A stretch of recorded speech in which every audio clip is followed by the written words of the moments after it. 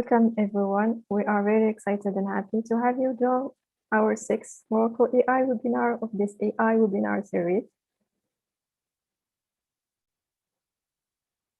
A brief intro about Morocco AI and who we are. Morocco AI is an initiative led by AI experts in Morocco and abroad. These experts are professors, researchers, and AI professionals. The mission of Morocco AI is to promote AI growth in Morocco and build a strong collaborative AI community both locally and abroad. We seek to foster excellence in AI education research and encourage the innovative spirit. From this perspective, we have launched different activities such as AI webinar series that aims to bring Moroccan AI researchers to present and share their work with the community. AI O'Clock podcast and study groups that will be released this week by Sunday, and the first session will be orientation. Join our Slack to know more. And last but not least, Journal Reading Club. Don't miss our Journal Club tomorrow, where we will be discussing a paper called A Survey of Learning Causality with Data, Problems, and Methods. To be able to attend, please join us on our Slack and join the Paper Reading Club channel for more information. Don't forget to follow us on LinkedIn, Twitter, and Facebook, and join us on Slack to be notified about our upcoming webinars and other activities. For today's webinar, Lamia and I will be your hosts. I will let Lamia introduce herself. Thank you, Iman. Hi, everyone, and welcome. My name is Lamia Hana, machine learning engineer working remotely with Geometis company in Germany. And I would be happy, Iman, with the question. Thank you, Iman, again. Thank you, Lamia. And I am Iman Khouja, PhD student at Mohammed V University and International University of Rabat, working on applied NLP. Our last webinar tackled automatic information extraction from legal documents. If you have not watched it yet, please find the link in our website. Today's webinar is on deep learning for bone age detection, advice on applying AI in healthcare, presented by Dr. Houda El Kaddioui. Dr. Kaddioui received her Doctor of Medicine degree from the Faculty of Medicine and Pharmacy in Marrakech and Masters of Science from École de Technologie Supérieure in Montréal, Canada. She is a senior AI scientist and Google Women Techmakers Montreal ambassador. If you have any questions during the presentation, please type them on the chat on Zoom or YouTube, and we will make sure to bring them up at the end of the presentation. And please be sure to stick around for our networking session right after the presentation, where we will break out in smaller rooms so you get to meet and talk with some of the attendees. The presentation will last for approximately 40 minutes, followed by 10 minutes Q&As. Without further ado, Houda, please feel free to start when ready.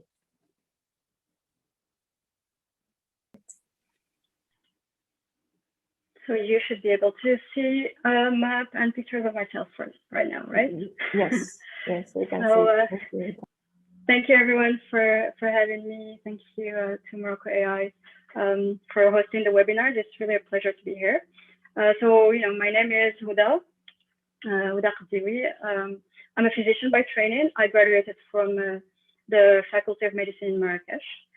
And then I went to Montreal a couple of years ago to join the interventional imaging lab at ETS. And now I'm working as a consultant for AI and healthcare technology, mainly leading projects applying machine learning to medicine and biomedical sciences. And I'm also active in digital AI literacy with my partner at Rubric. I co-organize the Women Techmakers Conference in Montreal and the GDG, which stands for Google Developer Group Cloud Meetups. And then what's left in my time, I either spend with my cat, sharing funny videos. So I'm the person, you don't want me on your groups because I share way too many funny videos. But today is not really about that. It's really about deep learning for bone age classification. And this is work that I have done as part of my research in the imaging lab that was published about a year ago now. And the medical imaging, the intervention imaging lab at ETS really works a lot with the scoliosis clinic in the CHU Saint-Justine. And this is why really we decided to go with this project. So why go for deep learning for bone age detection? Well, in scoliosis management, depending on how mature the bone is, patients will have different protocols, where it's not really only dependent on the bone maturity, but it is part of it, because if you have a very severe curve and your bone is not mature, then there is a potential for progression, and there are different considerations.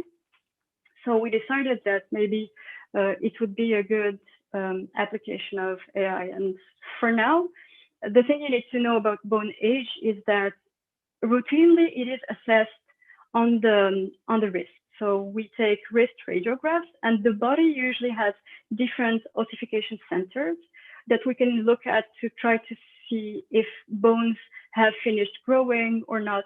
And it's also used in order to assess if there's any impact on growth from certain other diseases. But from our perspective, it's really to know if there's still potential of growth for a bone, or if it's really at its final state.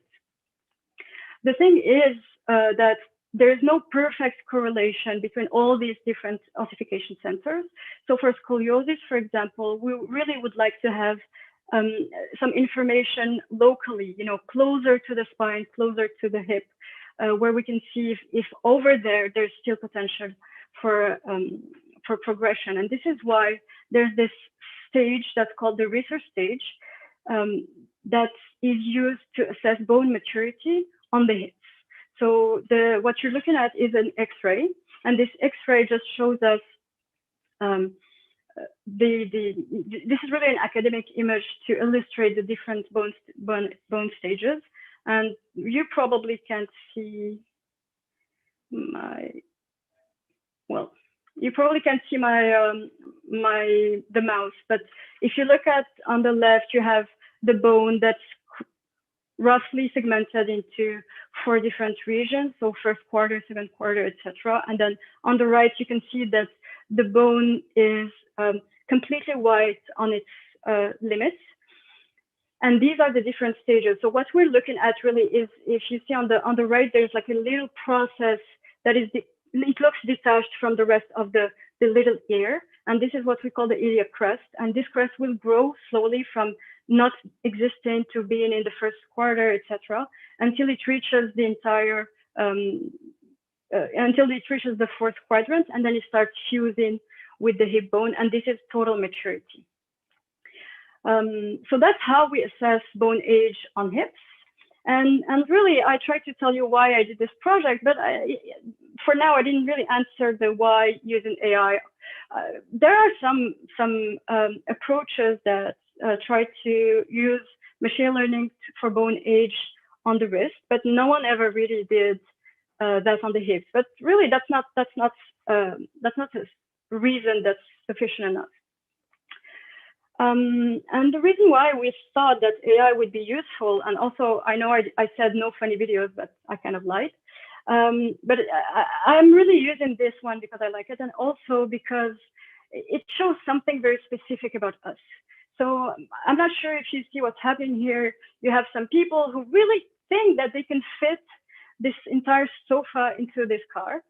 And they're probably fighting, or you probably lived this kind of situations where you were shopping something for your house, and you were really discussing with whomever is shopping with you that this will absolutely fit, and the other is like, no, maybe we need to rent a truck. Well, no, really no one is right, because the truth is our eyes are not made for specific measures. We can't be that precise, honestly, just by looking at our eyes. So when I show you this and I say, well, you can have first quadrant, second and third, it's a little bit overestimating our capacity. And this is on a very, very clean picture that really is not what you have in real life. And in real life, this is what the images can look like. So it's very noisy. You see a lot of, like a lot of gray scales. This is a very granular and noisy image, and this is what radiologists will deal with usually. So you can really think that because of this, it is very difficult to assess this little research stage. And if you have two radiologists together and trying to agree that, oh, it's at the limit of the first quadrant, or it reached the second one, or there's one example that's not illustrated here where the crest is totally absent versus totally fused, then you'll have a lot of variability. And actually, there were studies that were done regarding this variability, and we saw that it can really go from very low or average to satisfying agreement between raters. So what I'm showing you here is a measurement of the inter-rater agreement. So when you take two observers or two radiologists or more, but let's start with two, and they assign a stage, a research stage, well, they might agree, but they might also be both wrong and agreeing, right? Or they might completely agree just by chance. So the Kappa value corrects for the chance and gives you boundaries or little brackets to measure this agreement between raters. So here you can see that depending on the studies, sometimes it's very low, sometimes it's very satisfying. So how did we deal with that? Because, remember, what we want to do is automate this process, but it looks like it's a process where even experts cannot agree. Well, the first part is really, a classic, let's do a machine learning project. So we have data, and then we're going to build a model, evaluate our performances, generate results, and maybe we'll be happy. So the data set that we took is really about 1,800 posterior anterior X-rays. And we really had just a minimal pre-processing step, which means that we just cropped on the region of interest. So these full body X-rays are what adolescents will get anyways for their scoliosis. So we're just taking these images and restricting the data set over that region of interest. So now we have data, right? How do we make sure that the labels are correct? Well, we took about 200 of those images that we put aside. And we had 6 different experts label those images separately. So every expert looked at the image and they didn't have any other information other than the image itself. And they had to assign a research stage on it. And we kept this information. And then for the rest of the data set, we used the labels that were already on the clinical files. And they were all reviewed by another expert to confirm or to justify. So that's for the rest of the data set. Well, we wish we had more, but doctors are busy. So 200 for 6 was pretty decent amount. And what happened is that if they ever disagreed on one label, then they would sit and discuss and make sure that there's only one score that's assigned for us for our data.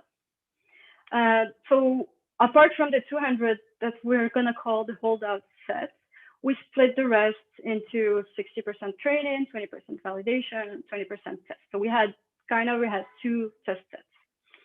And then for the model itself, it was really nothing fancy. So we did transfer learning on VGG16, and we had 6 classes for our classification, and the accuracy was 78%. I can see anyone, but I can imagine that 78% doesn't impress people, right? Because we keep hearing about these models that are 99% accurate or that surpass everyone. But is 70% really good? Well, it really depends, because we can't really look at the accuracy here. Accuracy is just how many times my model was correct on the test set versus how many times it was wrong. But you need to put that into context and look at how doctors behave and how they agree. So we use 2 different, or not really different, but complementary other metrics. The first one is really just the percentage of agreement. So regardless of if they were both correct or not, just how many times 2 people assign the same stage to the same to the same image, and then we also compared our gradient method to the ground truth. So you can see that for our experts, we have for our model, it was 70% accuracy. For the experts, there were 74.5% agreement on average, and then 41.5% agreement between non-experts. And what I mean, this is something I forgot to mention, is that what I mean by experts and non-experts is just based on how long they were practicing. So experts would be attending, or clinicians who were practicing for 15 years or more. And then in our panel of 6 observers, we also had residents and junior doctors. And then when we looked at the Kappa value, well, we can see that we had average satisfying agreement between the rater pairs. And then the experts had a Kappa of 0.6. And then when we calculated the Kappa for the model, it was 72, which also is satisfying. And then we decided to go look more into details, because remember, we have 6 classes, right? So how did our model perform on that holdout set compared to the actual experts? Where you can see here, the thing that we can have in mind and can really quickly observe is that, well, although it wasn't, perfect on the stages, the spread of errors was more restricted than the experts, where sometimes some of them would assign a stage 0, which means this is a very, very early non-mature bone, or a 5, which means, this bone has completely fused, and whatever you're seeing is how it's going to stay. So these are really radical errors, and the impact of these errors, is not benign, because some decisions are going to come out of assigning a research stage. So, thankfully, it's not only research stage, and usually in medicine, it's never just one thing that we rely on to make a decision, but it doesn't help. So then we wanted to look, more into detail, what were the misclassified images, for every stage. So this is, well, I'm not sure you can see really anything, but I can show you that, for example, here, and most of the images where our model was wrong were also images where our expert panels were disagreeing a lot. So here you can see that the ground truth, which is the final research stage that was assigned, was a grade stage 2, and our experts assigned anything from 1 to 4, and our automatic gradient system assigned a stage 3. So later in the experiments, we decided to, we started to hearing about explainability and explainable AI, and we decided to visualize those feature maps and see, try to understand a little bit more our model's behavior. And initially, when I looked at this, I was a little bit surprised, because, we're working on research stage, which, if you look at the X-rays, look for those hips that look a little bit like ears.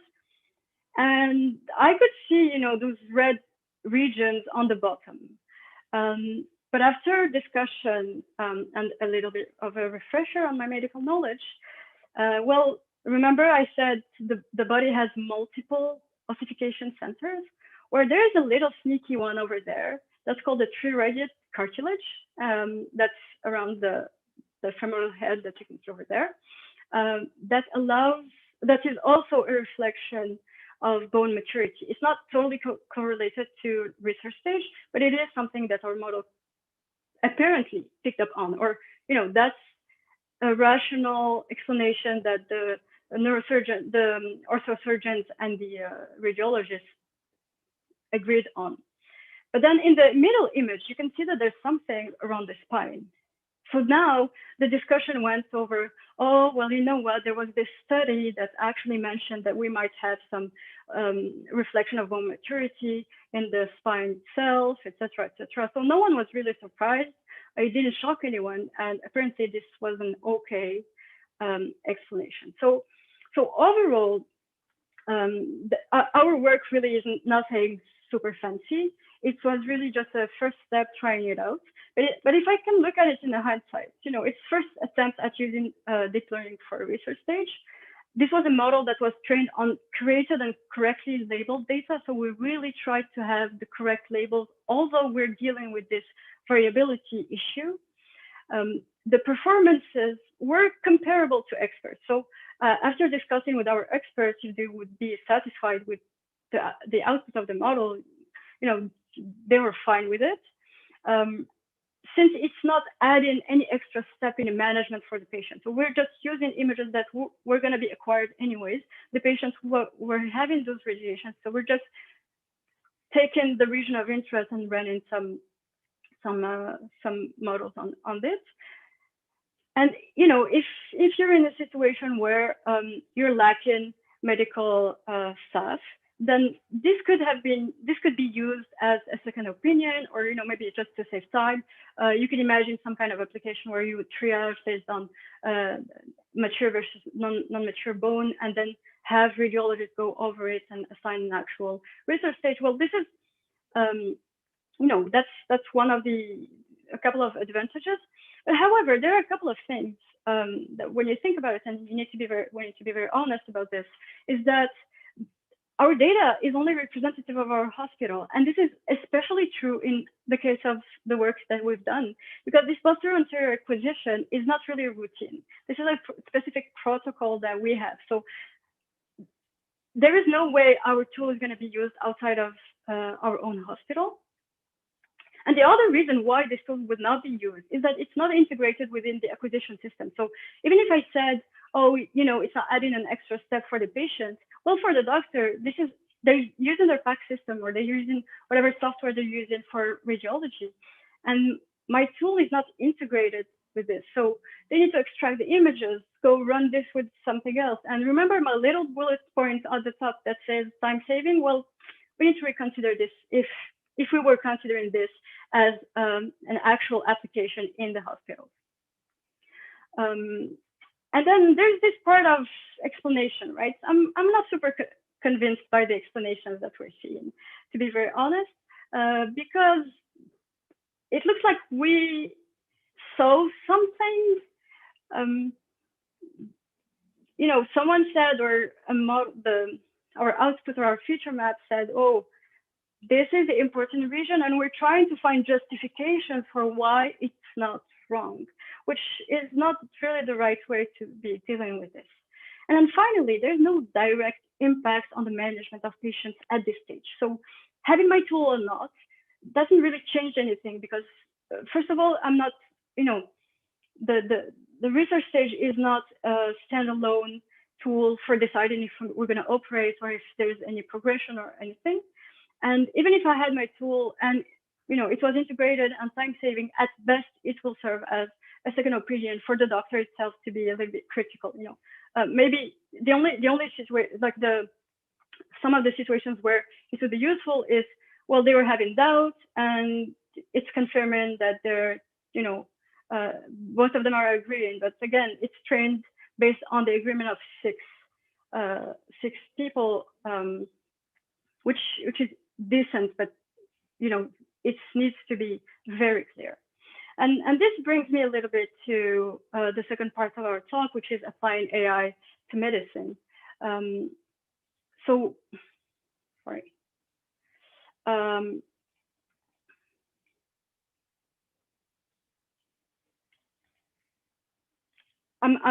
only thing I wanted to say is this is still a decent research work. But now, if we're thinking about applying AI for healthcare, what's implied is how to make tools that will actually be used in medicine. So my first advice for you would be to find areas where it really can help. And by really can help, I mean having actionable outputs. So let's talk about, and this section is really going to take Morocco as a first field of application, but most of it is really healthcare in general. So healthcare providers are busy.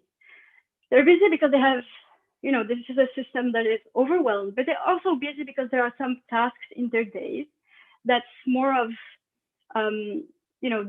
documenting and more administrative things. So maybe something that can help them is all these tools applied to take away the mental load that they have, the things that take too much time but are not exactly directly taking care of patients. The other thing that we have in medicine is that there's a restricted access to care, both from a financial aspect that I put as a separate entity, but also, once again, we don't have enough resources for all the population need. And then there's this financial aspect of healthcare, both from the patient's perspective, where they probably can't afford many interventions, but also in general, as a country, well, we hope that in the future we'll have more budget, but for now we're limited, and you'll have some frustrations just from non-accessible healthcare tools. So AI is something that we probably can apply in those different areas where you can help. But the only way, as researchers and as machine learning practitioners, for you to have actual products that are actionable is to team up with doctors. So go to your university hospital, talk with the different doctors, have a conversation, explain what AI is, and then from their perspective, they'll have different issues, and for you is once you have this idea and this project, you need to understand the issue globally, not just say you're working on scoliosis, right, or diabetes. You don't need to understand what diabetes is. That's not enough. You need to understand how patients are managed, what are different interventions that we have, and how, and then this is how you're going to be able to find the actual impact. And the other thing is to communicate. When you're going to grow, you will face skepticism, and it is normal because we heard, everyone has those mental models about what AI is, but also they know medicine and they've been practicing medicine, and they don't see, the entire reasoning and dealing with patients and having different clues and putting them together to solve an issue. Well, if you don't really communicate properly, there won't be a way, they won't be able to grasp what you're trying to solve. And in return, they will not be able to help you. So this is benefiting everyone.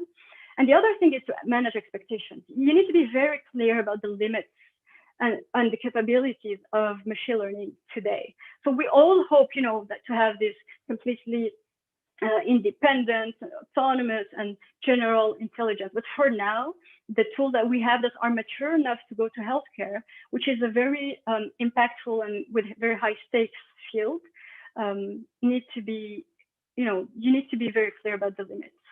And by being clear, it helps you not fall into this hype and sensationalism, because everyone, in a couple of years ago, big names and big people have said, oh, AI is going to replace doctors.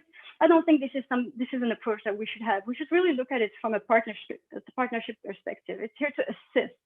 And the other thing is that AI is not magic, right? It's not going to predict the future of everything and everyone. It's not a fortune teller. And also within our context, within our own healthcare context, it's not going to solve all our problems. If we have problems for access because of transportation, then AI in healthcare is not going to solve this problem. Well, it could indirectly, and this is something that we can discuss in the breakout rooms later. But there are some situations within our own context that AI is not going to be solving. So you should really be looking at your machine learning model or your deep learning model as one component of an entire system that you're adding, either if it's a software itself or just add into the, the panel, the management panel that doctor will have. So you want to, really have AI used for a purpose and not really for its own sake. We don't want hype. We're not just using AI because it's cool or because someone gave you the budget for it. Well, if you have budget, maybe just actively think for actual applications.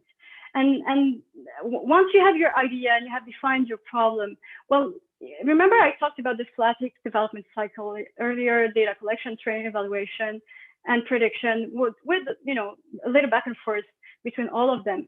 Well, there's something implied, is that it's not really data collection, it's us. We are collecting the data. We are choosing our metrics when we train and we do our evaluation, and we are being impacted by those results. And for every section, there are things that we can keep in mind for us to have an impactful project within our context and for our patients and for our community. And the first thing was going to be having a data-centric approach. So in medicine, you won't have big data because data sets are messy. It is a nightmare to work with medical data. In countries where it is semi-structured, it's complicated. For us, most of the hospitals still have paper notes. Nothing is really systematic. Although, if you go to university hospitals, there's a systematic way of entering patients' information, of taking history, etc. So you might find similar sections, but within those sections, nothing is really. It's basically free text. And then for the images as well, some of our images are digitalized. Some patients come with their scans that, we're going to take pictures of those scans. So having a data set is good. Having a curated data set is going to be important. You will have small data. It is fine. You can work with small data, but you can't work with non-curated data. So invest time to do this and really ask where and how your data was collected. You want to know where this is coming from, and you want to know how exactly it was collected. And one example is, as I mentioned earlier for our case, well, we have posterior anterior acquisitions. Sometimes models can pick up on those little hints. If you're working on COVID, for example, and you're trying to find severe COVID cases, and all cases are patients that were in the ICU, which means that they were lying down, versus the other non-severe cases where patients were standing up, where the angles are going to change, and your model is not really going to pick up on anything other than sizes and different perspectives. So you need to be very, very careful about this. And the other thing is, similarly, as I said, we have data that's entered in the EHR, and you want to be aware of typos. They can ruin everything. There are variations into our own medical jargon. That's something that you need to consider. There's a lot of things that you need to do. So again, ask and look. The other thing is look for biases, and not only biases in the sense, oh, these are patients that were lying down, and these are patients that were standing up, or maybe you can say, oh, you know what, I'm going to take as many women as men. I'm going to take a diversity. But in our healthcare system, specifically, there is a difference, a social, economical difference in accessing healthcare. And most of the low income and mid income, or actually just most of low income are going to be, most of low income subgroups are going to be using our public healthcare system. And then if you go to a private healthcare system, this is going to be mid income and high income. And data that you're going to be collecting will reflect that. So if you only have data from your public hospital or from your private practices, then you have to know, and it is important to know that these are not similar populations, and you can never claim that you have an inclusive model that's going to be behaving similarly and giving healthcare access or improving the care for all populations. That's not true. So you actually need to go and look for this. There's something that this is an information that we collect in our public hospital data, and we usually ask for the economical background, and we write that down because there are some considerations that we take because we know that patients cannot afford certain interventions. And all of this is going to be propagated. And these are just the biases that we know about. There are also biases in the medical data itself inherently from what we've learned.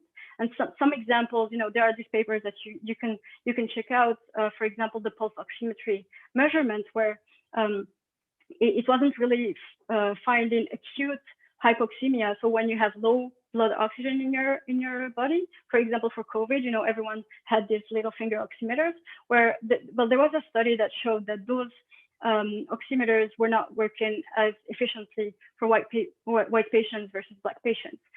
Same thing for you know, there's this little value that we use that's called the to assess kidney function. That's called the glomerular filtration rate. And this, since this metric existed, we just assumed that Black patients would have, you know, since they have bigger bodies, they will release more creatinine, which is a marker that we look for. And then we overestimated their kidney function when it was actually failing. So we delayed the care that they should have had. And this is a problem from, you know, the way we measure a couple of things. So there is going to be a lot of biases in your data. So every bias that you are aware of and you can get rid of, maybe do so.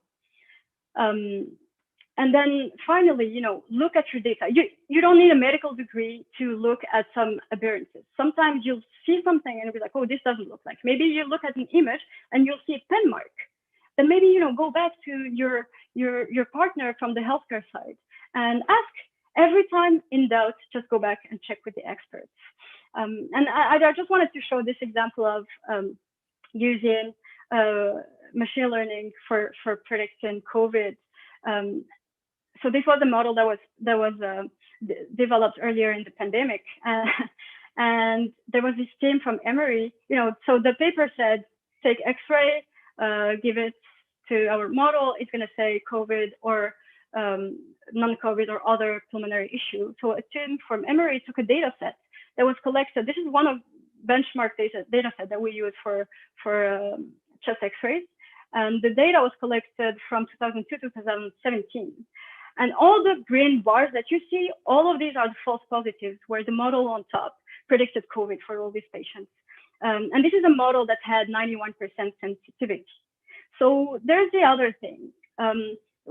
Maybe the metrics are not defined properly. And this is an example where I was talking to you about typos. This is from some work I had to do at the sleep clinic here in Montreal. And you can see, you know, this is like a classic example of data entry where someone, you know, people don't bother to put the dominant. Some other would put you know, autosomal dominant. So all these three sections basically are the same, and they should have been put together. Then the second section is choose the metrics. So you need to measure what matters the most. Define what you're comparing your performances against. And accuracy is not enough, especially when the stakes are high. Accuracy is not enough. Sometimes you want sensitivity or specificity. If you are detecting cancer or no cancer, it is important. And especially you're going to have imbalanced data sets. In your data, you'll have very, very small amounts of your positive classes. So be mindful of the data, of the metrics that you're using. And then if you're looking at this from an implementation perspective, then maybe think about the time that it's going to take or the extra steps for how you're going to implement. These are also things that you need to keep in mind. And then finally, we get impacted by the results from the prediction. So you need to establish calibrated trust. And currently there's a lack of trust in AI systems. That is really that's going to cause a significant drawback in the adoption of the technology. And the trust can be influenced by those different human factors. We talked earlier about educating the healthcare providers, you know, talking to them, but they also come with their biases, with their own experiences. So there are some things that you need to make sure you have for your users and so that you have doctors advocating for AI tools and not going against. One of the things is using interpretable models. So every time you can, use an interpretable model rather than a black box. Because although, you know, I know we say, oh, complexity, accuracy, and there's this weird graph where supposedly that complexity, the accuracy goes down when you have more interpretable model, but that's not really always the case. And then finally, if you have no choice, then be very clear and try to be explicit about what your explainability is doing, what exactly you're explaining, and most of the time you can't really derive causality from those explanations. And then finally, because your model will fail, sometimes it's going to be wrong. So you need to have a gracious system for failure. So and you have fallback policies. You need to define what failure is. So what are the expectations from the physicians? For example, in medicine, if you're going to give us a tool, we at least want it to behave the same way as experts. It doesn't have to be 100% correct, but if it's going to do mistakes like a medical student or a junior doctor, then you probably won't have a buy-in. And even when you think you have explained, you have not explained enough. So you want to have humans in the loop all the time. This is not a situation that you want to have. And I want to go back to the explanation. And this is, again, I'm just, put an emphasis of how bad my explanation in my own research was, because honestly, it's not helping. It's an overlay that doesn't allow you to see what's happening. It calls for an external entity and added explanation. So this is an explanation we don't really understand, so it's not really useful. If you don't have a choice and you want to go, or you are going with this kind of explainability methods, then give the option for doctors to opt out, especially if your tool is integrated in their own assessment tool, in their own practice tool. This is a very good example where this is a tool for ophthalmologists and they need to find issues in the fundus. So they have options to see the prediction or to remove it, to see the explanation or to remove it, so that if they get frustrated or if your system is constantly wrong, they don't have to shut down their entire tool and ask the patient to come back another time. They can just use it as it is supposed to be used without extra repercussions. Please, could you please wrap up in one thing? Thank you very much. So this is really my takeaway. I keep saying, you want buy-in from the physicians. It is important to make sure that you're not maximizing the trust, because at some point they're going to start to rely too much on your tool. And these are kinds of situations where they're just going to say, okay, the machine knows, or they have experienced multiple times a machine agreeing with them, and they start forgetting that they still need to double check. So you need to keep it as a full picture where it's not really just you and your model and your data, but put that into the entire process with the scope, your model, have domain experts, think about policies, think about the impact, and keep communication going. And this is what your next impactful medical AI project should look like. Thank you very much.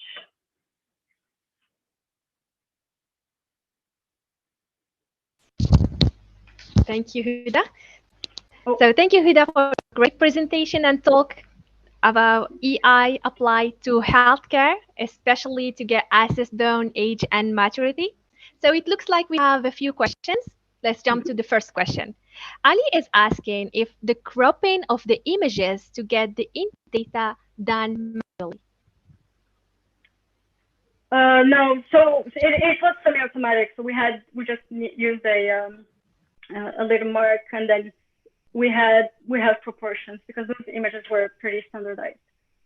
But we needed to go over all the images and put the first marker. Yeah. Okay, thank you. So Ali is asking, do you think anonymized health data is at the heart of AI plus healthcare? And if yes, are there proved known ways to get the trust of healthcare providers and patients? Ooh, that's a tricky one, and that's something. So privacy in healthcare in particular, but privacy in AI in general is really an ongoing work. So there are some tools to make sure that data doesn't leave the organizations or the data lakes or wherever they are stored. But anonymizing patient data is really difficult because there will always be a way to go back to specific patients, or you anonymize this data enough that you lose the granularity about patients. And these are different. There are techniques that I'm not gonna go in details, but you can look into them. However, yes, it is a mandatory step for applying AI in medicine. But to me, the other mandatory step is just asking patients, and this is a conversation that we always forget about, is at the end of the day, who owns their data? You know, maybe I'm fine giving you some of my data for machine learning because I know in return it's going to optimize care. But it is very, very important to ensure security of this data set. So maybe I can trust you, I can decide who I'm going to trust, but this trust implies that, okay, you can see some of my info, but you are protecting it. And as long, so this privacy and security really go in pair in that sense. But unless we have these kind of techniques, then accessing data sets, and especially for research, having public data sets is a big challenge. There are some situations where you can do, but you can't really just give the entire EHR and say, oh, it's anonymized now, you can use that, because you can trace it back to patients. Thank you. So another question, why did they choose Great Cam over other techniques for explainability?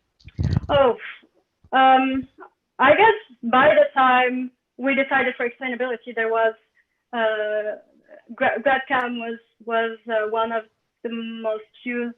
Now I could have used integrated gradients or maybe a Lime or whatever. But honestly, the result is the same. Just telling me, oh, this region is important, is not telling me exactly why from a causality perspective.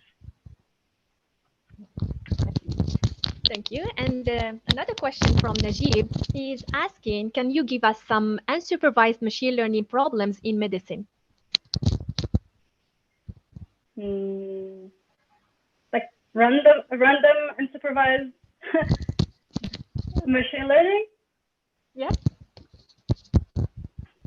Okay, none that I can. I mean, you can have. Oh, that's okay. Now I'm trying to think about something that would be relevant.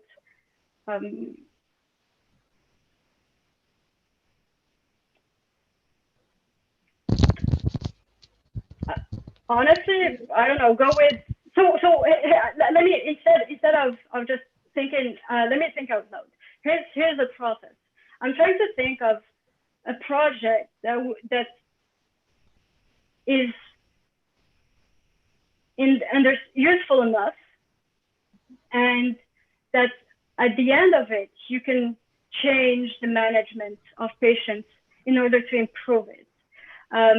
It takes a couple of minutes, right? So you can have, so the thing I'm thinking about is what kind of clusters can I get to see how my patients had this or that. And maybe in screening, maybe you can have some kind of project for images or for drug interactions or this kind of thing. I'm very sorry, I'm not able to give you one precise one right now. So no, this is a huge question. So another question, isn't there a standard acquisition system that would make your algorithm generalizable to other hospitals?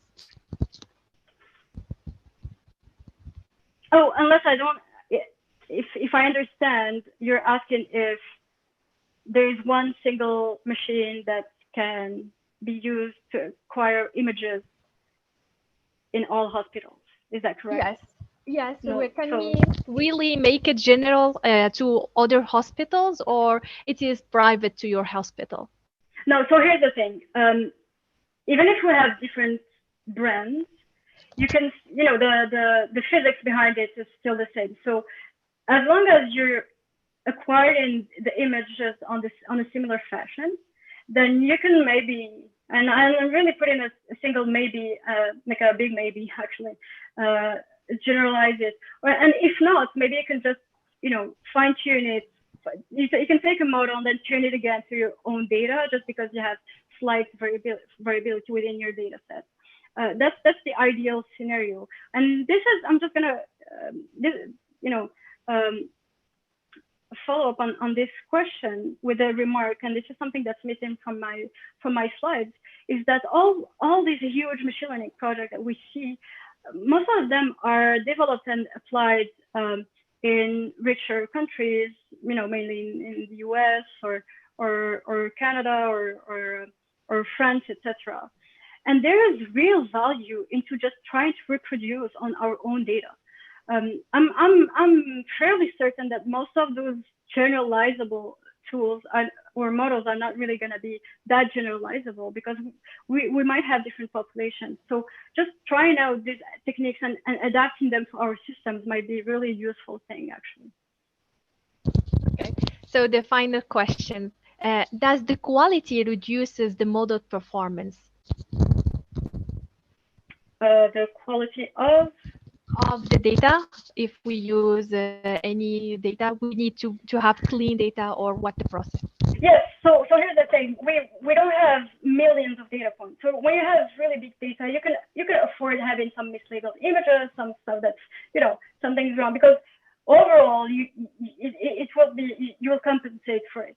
In healthcare, you have such small data sets compared to what we would be using, for example, for natural images, that every single data point is important, and you really need to invest that time into making sure you're not using corrupted, biased, manipulated data, because yes, it will absolutely impact your results.